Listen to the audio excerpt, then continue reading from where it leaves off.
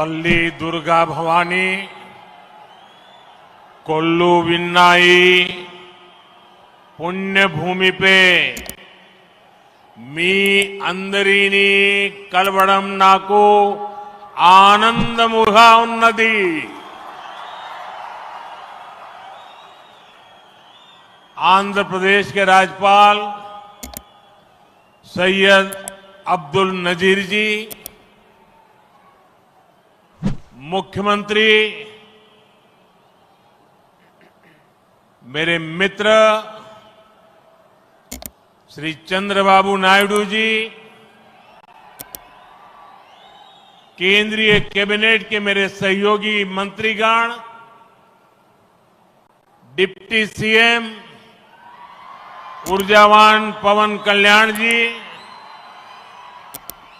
राज्य सरकार के मंत्रीगण, सभी सांसद और विधायकगण और आंध्र प्रदेश के मेरे प्यारे भाइयों और बहनों,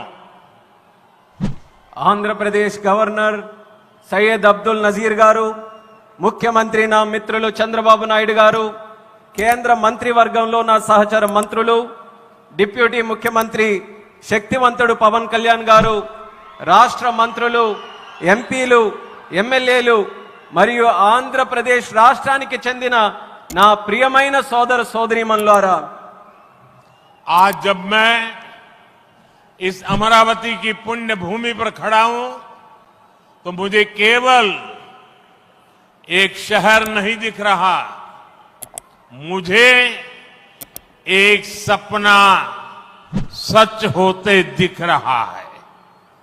एक नया अमरावती, एक नया आंध्र। अमरावती वो धरती है जहां परंपरा और प्रगति दोनों साथ चलते हैं, जहां बौद्ध विरासत की शांति भी है और विकसित भारत के निर्माण की ऊर्जा भी है। आज यहां करीब 60,000 करोड़ रुपए के प्रोजेक्ट का शिलान्यास और लोकार्पण किया गया है। ये प्रोजेक्ट सिर्फ कंक्रीट का निर्माण नहीं है, ये आंध्र प्रदेश की आकांक्षाओं की, विकसित भारत की उम्मीदों की मजबूत नींव भी है। मैं भगवान वीरभद्र, भगवान अमरलिंगेश्वर और तिरुपति बालाजी के चरणों में प्रणाम करते हुए आंध्र प्रदेश की सम्मानित जनता को बहुत बहुत बधाई देता हूं। मुख्यमंत्री चंद्रबाबू नायडू गारू और पवन कल्याण जी को भी मैं बहुत बहुत शुभकामनाएं देता हूं। అమరావతి అనే పుణ్యభూమిపై ఈ రోజు నేను నిలబడి ఉన్నప్పుడు నాకు కనిపిస్తున్నది ఒక నగరం మాత్రమే కాదు, నాకు ఒక కల నిజమవుతుంది అన్న భావన కలుగుతుంది। ఒక కొత్త అమరావతి, ఒక కొత్త ఆంధ్రప్రదేశ్। అమరావతి అంటే సాంప్రదాయం మరియు పురోగతి కలిసి నడిచే భూమి। ఇక్కడ బౌద్ధ వారసత్వం యొక్క శాంతి ఉంది, అలాగే వికసిత భారతదేశాన్ని నిర్మించుకోగలిగిన శక్తి కూడా ఉంది। ఇవాళ సుమారు 60,000 కోట్ల రూపాయలు విలువైన ప్రాజెక్టులకి శంకుస్థాపనలు మరియు ప్రారంభోత్సవ కార్యక్రమాలు చేస్తున్నాం। ఇవి కేవలం కాంక్రీట్ నిర్మాణాలు మాత్రమే కావు, ఇవి ఆంధ్రప్రదేశ్ ఆశలకు మరియు వికసిత భారతదేశ ఆశయాలకు ఒక బలమైన పునాది వేయబోతుంది। నేను వీరభద్ర స్వామికి, అమరలింగేశ్వర స్వామికి మరియు తిరుపతి వెంకన్న స్వామికి వారి పాదాలకి నమస్కరిస్తూ ఆంధ్రప్రదేశ్ ప్రజలకు హృదయపూర్వక శుభాకాంక్షలు తెలియజేసుకుంటున్నాను। అలానే ముఖ్యమంత్రి చంద్రబాబు నాయుడు గారికి, పవన్ కళ్యాణ్ గారికి నా ప్రత్యేక శుభాకాంక్షలు తెలియజేస్తున్నాను। साथियों, हम सब जानते हैं इंद्रलोक की राजधानी का नाम अमरावती था और अब अमरावती आंध्र प्रदेश की राजधानी है। ये सिर्फ संयोग नहीं है, ये स्वर्ण आंध्रा के निर्माण का भी शुभ संकेत है। स्वर्ण आंध्र विकसित भारत की राह को मजबूत करेगा और अमरावती स्वर्ण आंध्र के विजन को ऊर्जा देगी। अमरावती केवलम ओक नगरम कादु, अमरावती ओक शक्ति आंध्र प्रदेश नो आधुनिक प्रदेश का मार्चे शक्ति, आंध्र प्रदेश नो अधुनातन प्रदेश గా మార్చే శక్తి। మిత్రులారా, ఇంద్రుడు తాలూకా రాజధాని పేరు అమరావతి అని మన అందరికీ కూడా తెలుసు। ఇప్పుడు అమరావతి మన ఆంధ్రప్రదేశ్ రాష్ట్రానికి రాజధానిగా నిలిచింది। ఇది కేవలం యాదృచ్ఛికం కాదు, ఇది స్వర్ణ ఆంధ్రప్రదేశ్ రాష్ట్ర నిర్మాణానికి శుభ సూచకం అనేది తెలియజేస్తున్నాను। స్వర్ణాంధ్ర వికసిత భారతదేశ సంకల్పానికి బలమిస్తుంది। అలానే అమరావతి మన స్వర్ణాంధ్ర విజన్ కు శక్తినిస్తుంది। అమరావతి అంటే కేవలం ఒక నగరం కాదు, అమరావతి ఒక శక్తి। ఆంధ్రప్రదేశ్ కు ఆధునిక ఆంధ్రప్రదేశ్ గా అధునాతన ఆంధ్రప్రదేశ్ గా మార్చే శక్తి అని తెలియజేస్తున్నాను। साथियों, अमरावती एक ऐसा शहर होगा जहां आंध्र प्रदेश के हर नौजवान के सपने साकार होंगे। Information technology, artificial intelligence, green energy, clean industry, शिक्षा और स्वास्थ्य आने वाले कुछ सालों में इन सारे सेक्टर्स में अमरावती एक लीडिंग सिटी बनकर खड़ा होगा। इन सारे सेक्टर्स के लिए जो भी इंफ्रास्ट्रक्चर जरूरी होगा, केंद्र सरकार उसे रिकॉर्ड स्पीड से पूरा करने में राज्य सरकार की पूरी मदद कर रही है। మిత్రులారా, అమరావతి అనేది ప్రతి ఆంధ్ర యువకుడి కలలు నిజమయ్యే నగరంగా తయారవబోతుంది। Information technology, artificial intelligence, green energy, clean industries, విద్య, ఆరోగ్య రంగాల్లో రానున్న రోజుల్లో అమరావతి దేశంలోనే ప్రధాన నగరంగా నిలవబోతుంది। ఈ రంగాల కోసం అవసరమైన మౌలిక వసతులు నిర్మించడానికి కేంద్ర ప్రభుత్వం రికార్డు స్పీడ్ తో పనులు పూర్తి చేయడానికి రాష్ట్ర ప్రభుత్వానికి సంపూర్ణ సహకారం అందించబోతుందని తెలియజేస్తున్నాను। अभी हमारे चंद्रबाबू जी टेक्नोलॉजी को लेकर के मेरी भारी तारीफ कर रहे थे, लेकिन मैं आज एक रहस्य बता देता हूं। जब मैं गुजरात में नया मुख्यमंत्री बना तो मैं बाबू हैदराबाद में बैठ करके किस किस प्रकार के इनिशिएटिव ले रहे हैं उसका बड़ा बारीकी से अध्ययन करता था और मैं उसमें से बहुत कुछ सीखता था और उसे आज मुझे लागू करने का अवसर मिला है। मैं लागू कर रहा हूं। ఇప్పుడు చంద్రబాబు గారు మీరందరి ముందు నాకు టెక్నాలజీ నాతో మొదలైందన్నట్టుగా ప్రశంసిస్తున్నారు, కానీ నేను మీ అందరికీ కూడా ఒక రహస్యం చెప్తాను। నేను సరికొత్తగా ముఖ్యమంత్రి అయినటువంటి రోజుల్లో గుజరాత్ లో ఉన్నప్పుడు అప్పుడు చంద్రబాబు నాయుడు గారు ఆంధ్రప్రదేశ్ లో హైదరాబాద్ లో ఐటీని ఏ రకంగా డెవలప్ చేస్తున్నారో నేను క్లోజ్ గా అబ్జర్వ్ చేసి అధికారులను కూడా పెట్టి అబ్జర్వ్ చేయించి ఆ రోజు నేను చాలా దగ్గరగా తెలుసుకున్నటువంటి విషయాలు మళ్ళీ తిరిగి ఈ రోజు ఆంధ్రప్రదేశ్ కు వచ్చి మళ్ళీ మీ అందరి ముందు ఈ రోజు నేను చేయగలుగుతున్నానన్నది తెలియజేస్తున్నాను। और मैं अपने अनुभव से कहता हूं, फ्यूचर टेक्नोलॉजी हो, बहुत बड़े स्केल पर काम करना हो और जल्दी से इसे जमीन पर उतारना हो तो वो काम चंद्रबाबू उत्तम से उत्तम तरीके से कर सकते हैं। అలాగే నా అనుభవంతో చెప్తున్నాను, పెద్ద స్కేల్లో ప్రాజెక్టులు చేయాలన్నా తొందరగా అవి పూర్తి చేయాలన్నా మంచి క్వాలిటీతో అవన్నీ కూడా పూర్తి చేయాలన్నా దేశంలో చంద్రబాబు నాయుడు గారి కంటే దాంట్లో మిన్న మరెవ్వరూ కూడా లేరు అన్నది ఈ సభాముఖంగా తెలియజేస్తున్నాను। साथियों, 2015 में मुझे प्रजा राजधानी का शिलान्यास करने का अवसर मिला था। बीते सालों में केंद्र सरकार ने हर प्रकार से अमरावती के लिए मदद दी है। यहां बेसिक इंफ्रास्ट्रक्चर के निर्माण के लिए सभी कदम उठाए गए हैं। अब चंद्रबाबू गारू के नेतृत्व में राज्य सरकार बनने के बाद सारे ग्रह जो लगे थे अब हट गए हैं। यहां विकास कार्यों में तेजी आ गई है। हाई कोर्ट, विधानसभा, सेक्रेटेरिएट, राजभवन, ऐसी कई जरूरी बिल्डिंग बनाने के कामों को भी प्राथमिकता दी जा रही है। మిత్రులారా 2015లో ప్రజల రాజధానిగా అమరావతికి నేను శంకుస్థాపన చేశాను. గత 10 ఏళ్లలో కేంద్ర ప్రభుత్వం అమరావతికి అన్ని రకాలుగా మద్దతుగా నిలిచింది. ఇక్కడ మౌలిక వసతుల నిర్మాణానికి అవసరమైన ప్రతి అడుగు కూడా వేసింది. ఇప్పుడు చంద్రబాబు నాయుడు గారి నాయకత్వంలో ప్రభుత్వం ఏర్పడిన తర్వాత అభివృద్ధి మరింత వేగంతో ముందుకు వెళ్తుంది. ఇక్కడ హైకోర్టు, అసెంబ్లీ, సచివాలయం, రాజ్భవన్ వంటి అవసరమైన నిర్మాణాలకు ప్రస్తుతం ప్రాధాన్యత ఇస్తుంది. साथियों, एनटीआर गारू ने विकसित आंध्र प्रदेश का सपना देखा था।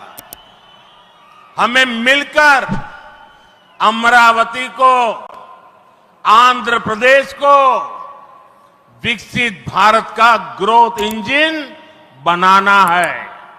हमें एनटीआर गारू का सपना पूरा करना है। चंद्रबाबू गारू, ब्रदर पवन कल्याण, इदी मनमू చెయ్యాలి, ఇది మనమే చెయ్యాలి.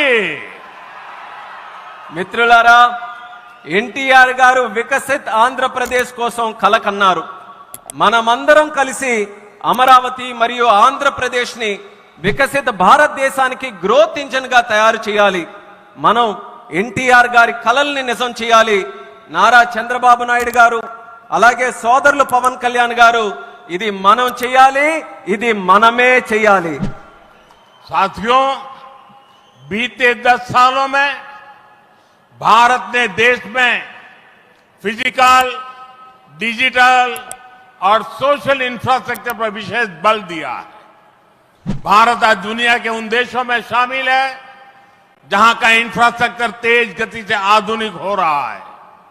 इसका फायदा आंध्र प्रदेश को भी मिल रहा है। आज भी रेल और रोड से जुड़े हजारों करोड़ के प्रोजेक्ट आंध्र प्रदेश को मिले हैं। మిత్రులారా, గత 10 ఏళ్లలో భారతదేశం ఫిజికల్, డిజిటల్ మరియు సోషల్ ఇన్ఫ్రాస్ట్రక్చర్ పై ప్రత్యేక దృష్టి సారించింది. ఇప్పుడు భారత్ ప్రపంచంలో అత్యంత వేగంగా మౌలిక వసతులు అభివృద్ధి చెందుతున్నటువంటి దేశాల్లో ఒకటిగా నిలిచింది. ఇది ఆంధ్రప్రదేశ్ కు కూడా ప్రయోజనంగా మారబోతుంది. ఈ రోజు కూడా రైల్ మరియు రోడ్డు ప్రాజెక్టులలో రాష్ట్రానికి వేల కోట్ల రూపాయలు కేంద్రం తరపున అందించడం జరుగుతుంది. यहां आंध्र प्रदेश में कनेक्टिविटी का नया अध्याय लिखा जा रहा है। इन प्रोजेक्ट से एक जिले से दूसरे जिले की कनेक्टिविटी बढ़ेगी, आसपास के राज्यों से कनेक्टिविटी बेहतर होगी। इससे किसानों के लिए बड़े बाजार तक फसल पहुंचाना आसान होगा और उद्योगों के लिए भी सुविधा होगी। टूरिज्म सेक्टर को और तीर्थ यात्राओं को बल मिलेगा। जैसे रेनीगुंटा नायडूपेटा हाईवे से तिरुपति बालाजी के दर्शन आसान होंगे। लोग बहुत कम समय में वेंकटेश्वर स्वामी के दर्शन कर पाएंगे।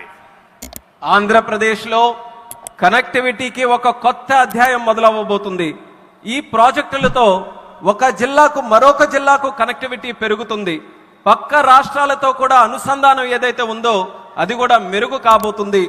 ఈ ప్రాజెక్టుల వల్ల రైతులకి పెద్ద మార్కెట్లకు తక్కువ సమయంలో తమ పంటని తీసుకొని వెళ్ళడానికి సులభం అవుతుంది. అలాగే ఉద్యోగస్తులు మరియు పారిశ్రామికులు కూడా సౌకర్యం కలుగుతుంది. పర్యాటకం, తీర్థయాత్రలకి, ఆ రంగాలకి కూడా ఉపయోగపడుతుంది. ఉదాహరణకు రేణుగుంట నుంచి నాయుడుపేట కొత్త హైవే ఏదైతే ఉందో దాని ద్వారా తిరుపతి వెంకన్న స్వామి వారి దర్శనం చాలా సులభంగా మనకు అవుతుంది. తక్కువ సమయంలో ప్రజలు ఆ స్వామి వారిని దర్శనం చేసుకొని ఆ అవకాశం పొందుతారని కూడా తెలియజేస్తున్నాను. साथियों, दुनिया में जो भी देश तेजी से विकसित हुए हैं उन्होंने अपनी रेलवे पर बहुत अधिक बल दिया है. बीता दशक भारत में रेलवे के ट्रांसफॉर्मेशन का रहा है. भारत सरकार ने आंध्र प्रदेश में रेलवे के विकास के लिए रिकॉर्ड पैसे भेजे हैं. वर्ष 2009 से 2014 तक आंध्र प्रदेश और तेलंगाना के लिए रेलवे का कुल बजट 900 करोड़ रुपए से भी कम था, जबकि आज सिर्फ आंध्र का ही रेल बजट 9000 करोड़ रुपए से ज्यादा का है.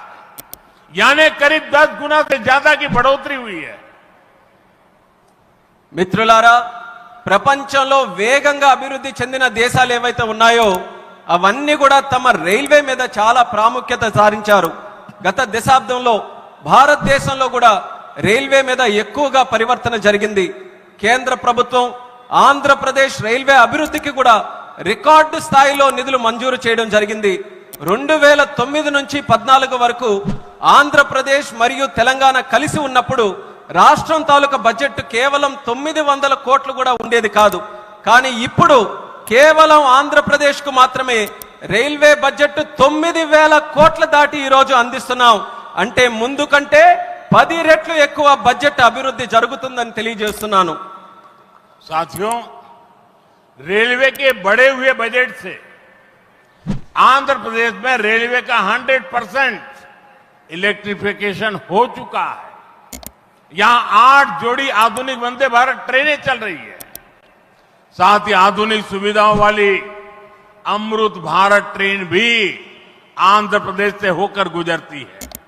बीते 10 साल में आंध्र प्रदेश में 750 से अधिक रेल फ्लाईओवर और अंडरपास बनाए गए हैं. इसके अलावा आंध्र प्रदेश के 70 से ज्यादा रेलवे स्टेशनों को अमृत भारत स्टेशन योजना के तहत विकसित किया जा रहा है. మిత్రులారా, ఈ పెంచిన రైల్వే బడ్జెట్ వల్ల ఆంధ్రప్రదేశ్ లో 100% ఎలక్ట్రిఫికేషన్ మనం పూర్తి చేసుకున్నాం. ఇక్కడ 8 సరికొత్త వందే భారత్ ట్రైన్లు ప్రారంభమయ్యాయి. దానితో పాటు ఆధునిక వసతులతో కలిగి ఉన్న అమృత్ భారత్ రైళ్లు కూడా ఆంధ్రప్రదేశ్ నుంచి వెళ్తుంది. గత 10 ఏళ్లలో 750 కంటే ఫ్లైఓవర్ బ్రిడ్జ్లు గాని అండర్ పాసేజీలు గాని రైల్వేస్ లో నిర్మించబడింది. అంతేకాకుండా 70కి పైగా రైల్వే స్టేషన్లు మన ఆంధ్రప్రదేశ్ రాష్ట్రంలో అమృత్ భారత్ స్టేషన్ పథకం కింద అభివృద్ధి కూడా చేస్తున్నామని తెలియజేస్తున్నాను. साथियों, इंफ्रास्ट्रक्चर के लिए जब इतने सारे काम होते हैं तो उसका बहुत मल्टीप्लायर इफेक्ट होता है. इंफ्रास्ट्रक्चर के निर्माण में जो रॉ मटेरियल लगता है उसे मैन्युफैक्चरिंग इंडस्ट्री को बल मिलता है. सीमेंट का काम हो, स्टील का काम हो, ट्रांसपोर्टेशन का काम हो, ऐसे हर सेक्टर को इससे फायदा होता है. इंफ्रास्ट्रक्चर विकास का सीधा लाभ हमारे नौजवानों को होता है. उन्हें ज्यादा रोजगार मिलते हैं. आंध्र प्रदेश के भी हजारों युवाओं को इन इंफ्रा प्रोजेक्ट से रोजगार के नए मौके मिल रहे हैं. మిత్రులారా, ఇంత భారీ స్థాయిలో మౌలిక వసతులు అభివృద్ధి జరగడం వల్ల ఆర్థిక వ్యవస్థలో మల్టీప్లయర్ ఎఫెక్ట్ ఏర్పడుతుంది. నిర్మాణ రంగంలో కావలసిన రా మెటీరియల్స్ సిమెంట్ అయినా స్టీల్ అయినా రవాణా వంటి రంగాలకు గణనీయమైన డిమాండ్ ఏర్పడుతుంది. దీనివల్ల తయారీ పరిశ్రమలకు బలం ఏర్పడుతుంది. ఈ పరిశ్రమల ద్వారా మన యువతకు నేరుగా ఉద్యోగ అవకాశాలు పెరుగుతాయి. ఆంధ్రప్రదేశ్ లో వేలాది మంది యువకులకు ఈ ప్రాజెక్టుల వల్ల సరికొత్త ఉపాధి అవకాశాలు కూడా లభిస్తాయని తెలియజేస్తున్నాను. साथियों, मैंने लाल किले से कहा था कि विकसित भारत का निर्माण गरीब, किसान, नौजवान और नारी शक्ति इन 4 पिलर्स पर होगा. एनडीए सरकार की नीति के केंद्र में 4 पिलर सबसे अहम है. हम विशेषकर किसानों के हितों को बड़ी प्राथमिकता देते हुए काम कर रहे हैं. किसानों की तेज किसानों की जेब पर बोझ न पड़े और इसलिए बीते 10 सालों में केंद्र सरकार ने सस्ती खाद देने के लिए करीब 12 लाख करोड़ रुपए खर्च किए। हजारों नए और आधुनिक बीज भी किसानों को दिए। पीएम फसल बीमा स्कीम के तहत आंध्र प्रदेश के किसानों को अब तक 5,500 करोड़ रुपए का क्लेम मिल चुका है। पीएम किसान सम्मान निधि के तहत भी आंध्रा के लाखों किसानों के खाते में 17,500 करोड़ रुपए से ज्यादा पहुंचे हैं। మిత్రులారా, నేను ఎర్రకోట నుంచి స్పష్టంగా చెప్పాను, వికసిత్ భారత్ నిర్మాణం కావాలంటే పేదవాడు, రైతు, యువకుడు, మహిళా శక్తి ఈ 4 స్తంభాలపై ఆధారపడి ఉంటుంది. ఎన్డీఏ ప్రభుత్వ విధానాల్లో కూడా ఈ 4 స్తంభాలు కేంద్ర బిందువుగా పెట్టుకొని పనిచేస్తున్నాం. రైతు ప్రయోజనాలు అత్యంత ప్రాధాన్యత తీసుకుంటూ మేమందరం కూడా కేంద్రంలో పనిచేస్తున్నాం. రైతు జేబులకి భారం పడకుండా ఆ ఉద్దేశంతో గత 10 ఏళ్లలో ఎరువుల కోసం ఏకంగా 12 లక్షల కోట్ల రూపాయలు ఖర్చు కేంద్ర ప్రభుత్వం చేసింది. 1000కి పైగా సరికొత్త మరియు ఆధునిక విత్తనాలు కూడా రైతులకి అందించబడ్డాయి. పీఎం పంట బీమా యోజన కింద ఆంధ్రప్రదేశ్ రైతులకు ఇప్పటి వరకు 5,500 కోట్లు నష్టపరిహారం కూడా చెల్లించాం. పీఎం కిసాన్ సమ్మాన్ నిధి ద్వారా లక్షలాది మంది ఆంధ్రప్రదేశ్ రైతుల ఖాతాల్లో 17,500 కోట్ల వరకు వాళ్ళందరికీ కూడా నిధులు జమ చేశామన్నది గర్వంగా తెలియజేస్తున్నాను. साथियों, आज पूरे देश में सिंचाई के प्रोजेक्ट्स का जाल बिछाया जा रहा है।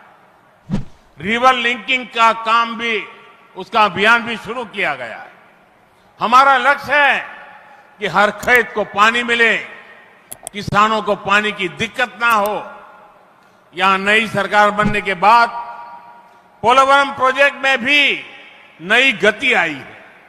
आंध्र प्रदेश के लाखों करोड़ों लोगों का इस प्रोजेक्ट से जीवन बदलने वाला है। पोलवरम प्रोजेक्ट तेजी से पूरा हो, इसके लिए केंद्र के एनडीए सरकार से राज्य सरकार को पूरी मदद दी जा रही है. మిత్రులారా, దేశవ్యాప్తంగా ఇరిగేషన్ ప్రాజెక్టులు నిర్మిస్తున్నాం. అలాగే నదుల అనుసంధాన కార్యక్రమం కూడా మేము ప్రారంభించాం. మా లక్ష్యం ప్రతి పొలానికి నీరు అందించాలి. రైతుకి నీటి సమస్య అనేది రాకూడదు. ఇప్పుడు రాష్ట్రంలో ఎన్డీఏ ప్రభుత్వం ఏర్పడిన తర్వాత పోలవరం ప్రాజెక్టు పనుల్లో కూడా వేగం మరింత పుంజుకుంది. ఈ ప్రాజెక్టు ద్వారా లక్షలాది కోట్లాది మంది ప్రజలు, రైతుల తాలూకా జీవితం మారబోతుంది. పోలవరం ప్రాజెక్టు త్వరగా పూర్తవ్వాలని కేంద్ర ఎన్డీఏ ప్రభుత్వం అలాగే రాష్ట్ర ఎన్డీఏ ప్రభుత్వం పూర్తిగా సహకారంతో కలిసిమెలిసి పనిచేస్తాయని తెలియజేస్తున్నాను. साथियों, आंध्र की धरती ने दशकों से भारत को स्पेस पावर बनाने में बहुत बड़ी भूमिका निभाई है. श्री हरिकोटा से जब जब कोई मिशन लॉन्च होता है तो कोटि कोटि भारतीयों को गर्व से भर देता है. करोड़ों भारतीय नौजवानों को यह क्षेत्र स्पेस के प्रति आकर्षित करता रहा है. अब आज देश को, हमारे डिफेंस सेक्टर को मजबूत करने वाला नया संस्थान भी मिला है. कुछ देर पहले हमने डीआरडीओ की नई मिसाइल टेस्टिंग रेंज की आधारशिला रखी है. नागया लंका में बनने जा रही नवदुर्गा टेस्टिंग रेंज मां दुर्गा की तरह देश की डिफेंस पावर को शक्ति देगी. मैं इसके लिए भी देश के वैज्ञानिकों को, आंध्र प्रदेश के लोगों को बधाई देता हूं. మిత్రులారా, మన ఆంధ్ర భూమి దశాబ్దాలుగా భారతదేశానికి అంతరిక్ష శక్తి అవతరించడంలో ప్రధాన పాత్ర పోషిస్తుంది. శ్రీహరికోట నుంచి లాంచ్ అయ్యే ప్రతి రాకెట్ ప్రయోగం కోట్లాది మంది భారతీయుల్ని గర్వపడేలా చేస్తుంది. అలాగే కోట్లాది మంది భారతదేశ యువకులను ఈ అంతరిక్ష రంగం ఇప్పుడు ఆకర్షిస్తుంది. ఇప్పుడు దేశ రక్షణను బలోపేతం చేసే ఒక కొత్త సంస్థను కూడా మనం ప్రారంభిస్తున్నాం. కొద్దిసేపటి క్రితం DRDO Navadurga missile launching range కి శంకుస్థాపన చేశాం. నాగాయలంకలో నిర్మించబోయే ఈ కేంద్రం మన కనకదుర్గమ్మల దేశ రక్షణకు శక్తిని నిరంతరం కూడా ఇస్తుంది. ఇందుకు శాస్త్రవేత్తలకు ఆంధ్ర రాష్ట్ర ప్రజలకు హృదయపూర్వకమైనటువంటి అభినందనలు నేను తెలియజేస్తున్నాను.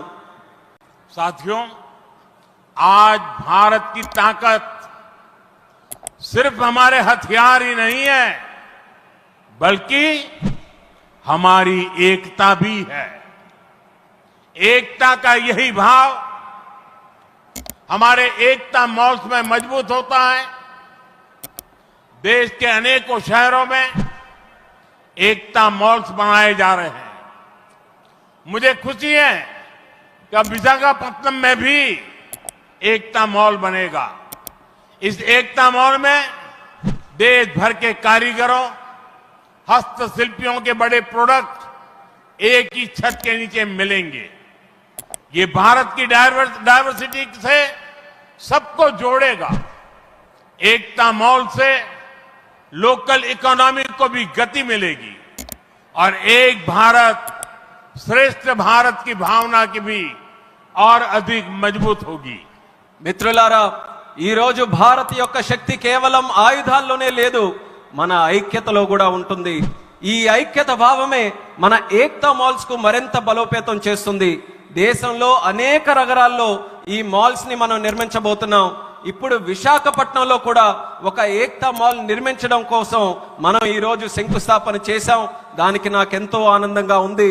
ఇక్కడ దేశవ్యాప్తంగా ఉన్న హస్త కళాకారులు వాళ్ళ ఉత్పత్తులు ఒకే చోట అందుబాటులో మనకు ఉంటాయి. ఈ మాల్ భారత వైవిధ్యాన్ని అనుసంధానిస్తుంది. లోకల్ ఎకానమీకి కూడా ప్రోత్సాహం ఇచ్చేలా ఈ మాల్ నడుస్తుంది. అలాగే ఏక్ భారత్ శ్రేష్ఠ భారత్ అనే భావనను మరింత బలోపేతం చేస్తుందని తెలియజేస్తున్నాను. साथियों, अभी हमने चंद्रबाबू जी को सुना। उन्होंने 21 जून अंतर्राष्ट्रीय योगा दिवस की चर्चा की। मैं चंद्रबाबू का, आंध्र की सरकार का और आंध्र के लोगों का आभारी हूं कि आपने अंतर्राष्ट्रीय योग दिवस के लिए देश का प्रमुख कार्यक्रम आंध्र में करने के लिए निमंत्रण दिया। मैं इसके लिए आपका आभार व्यक्त करता हूं और जैसा आपने कहा है, मैं स्वयं भी 21 जून को आंध्र के लोगों के साथ योग करूंगा और दुनिया का एक कार्यक्रम यहां पर होगा। इस कार्यक्रम का महत्व इसलिए भी है कि अंतर्राष्ट्रीय योग दिवस का 10 साल की यात्रा का ये 10वीं साल का महत्वपूर्ण पड़ाव है। पूरे विश्व में योग के प्रति एक आकर्षण है। इस बार पूरी दुनिया 21 जून को आंध्र की तरफ देखेगी और मैं चाहूंगा कि आने वाले 50 दिन पूरे आंध्र में योग को लेकर के एक जबरदस्त वातावरण बने, स्पर्धाएं हो और वर्ल्ड रिकॉर्ड करने का काम आंध्र प्रदेश करके पूरी दुनिया को चकित कर दे। और मैं मानता हूं चंद्रबाबू जी के नेतृत्व में ये होके रहेगा। మిత్రులారా, ఇప్పుడే మనం చంద్రబాబు నాయుడు గారిని విన్నాం. అంతర్రాష్ట్రీయ యోగా దినం జూన్ 21న మనం చేసుకోబోతున్నాం. దానికి చంద్రబాబు నాయుడు గారికి, ఏపీ గవర్నమెంట్ కి, అలాగే రాష్ట్ర ప్రజలకి అందరికీ కూడా నేను ధన్యవాదాలు తెలియజేసుకుంటున్నాను. నన్ను ఆ రోజు ఇక్కడ ఆహ్వానించినందుకు. ఆ రోజు తాలూకా ప్రత్యేకత ఏంటంటే, మనం జూన్ 21 యోగా దినం, ప్రపంచ యోగా దినం ప్రకటించి 10 సంవత్సరాలు కాబోతుంది. ఆ రోజు కేవలం ఆంధ్రాలో యోగా ప్రచారం చేయడమే కాదు, ప్రపంచం మొత్తం ఉన్నటువంటి ప్రజలందరూ కూడా ఆంధ్రప్రదేశ్ రాష్ట్రం వైపు చూసేలా మనం అందరం కూడా చేయాలి. అది చేయాలనంటే ఈ ఉన్నటువంటి 50 రోజులు ఏదైతే ఉందో, ప్రతి ఊరిలో, ప్రతి గ్రామంలో, ప్రతి వీధిలో కూడా, ప్రతి ఇంటిలో కూడా యోగాని మరింత ప్రాముఖ్యత తీసుకొని వచ్చే విధంగా కార్యక్రమాలు చేస్తూ వరల్డ్ రికార్డు సాధించే విధంగా ఈ 50 రోజులు కూడా మనం అందరం వినియోగించుకోవాలి. నాకు నమ్మకం ఉంది, చంద్రబాబు నాయుడు గారి తాలూకా నాయకత్వంలో అది ఖచ్చితంగా మనం సాధించగలగాం. అది మీరందరి తాలూకా సమక్షంలో విశాఖపట్నంలో ఏర్పాటు చేయబోయే యోగా కార్యక్రమంలో మీ అందరి ఆహ్వానం మేరకు నేను ఖచ్చితంగా వస్తాను. ఆ రోజు మనం అందరం కూడా కలిసి యోగా చేద్దాం. ఆ రోజు ప్రపంచం తాలూకా దృష్టి యోగా వైపు, అలాగే భారతదేశం వైపు కూడా మళ్లిద్దామని ఈ సభాముఖంగా తెలియజేసుకుంటున్నాను. साथियों, आंध्र प्रदेश में ना तो सपने देखने वालों की कमी है और न ही सपनों को साकार करने वाले कम है। मैं विश्वास के साथ कह सकता हूं, आज आंध्र प्रदेश सही राह पर चल रहा है। आंध्र ने सही स्पीड पकड़ ली है।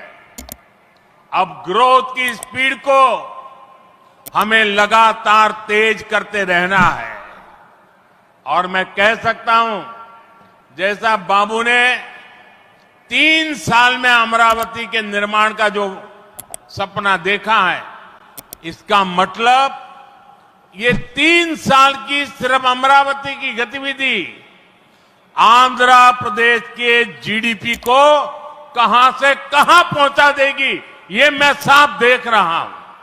मैं आंध्र प्रदेश की जनता को, यहां जो मेरे सहयोगी बैठे हैं, सभी को फिर आश्वस्त करता हूं, आंध्र प्रदेश की प्रगति के लिए आप मुझे हमेशा अपने साथ कंधे से कंधा मिलाकर चलते हुए देखेंगे।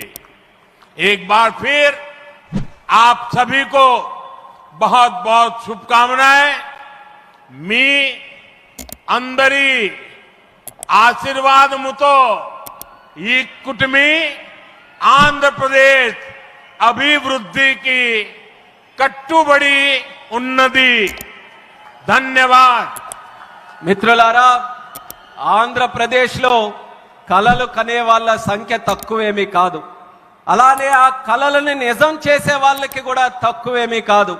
నేను నమ్మకంతో చెప్తున్నాను, ఇవాళ ఆంధ్రప్రదేశ్ ఒక సరైన మార్గంలో నడుస్తుంది, అలానే సరైన వేగంతో ముందుకు వెళ్తుంది।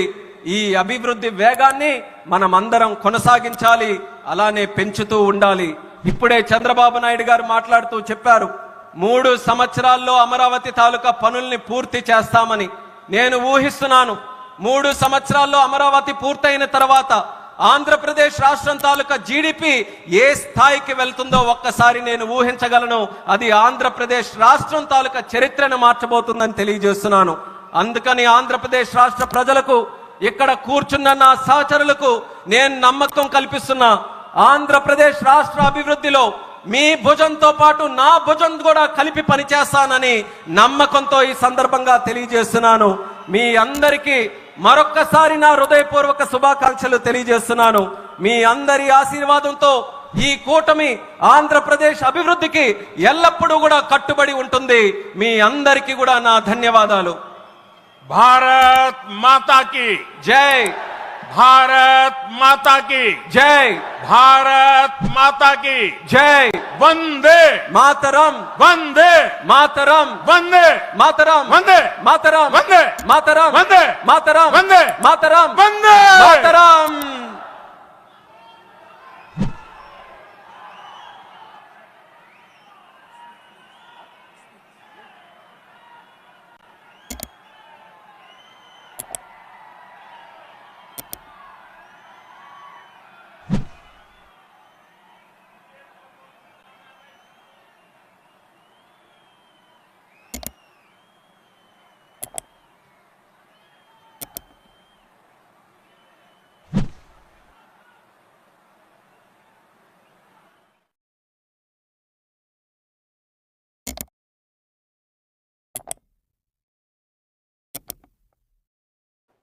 మరిన్ని ముఖ్యమైన వార్తా విశేషాల కోసం వేగా న్యూస్ ని సబ్స్క్రైబ్ చేయండి, షేర్ చేయండి, లైక్ చేయండి। Thank you all.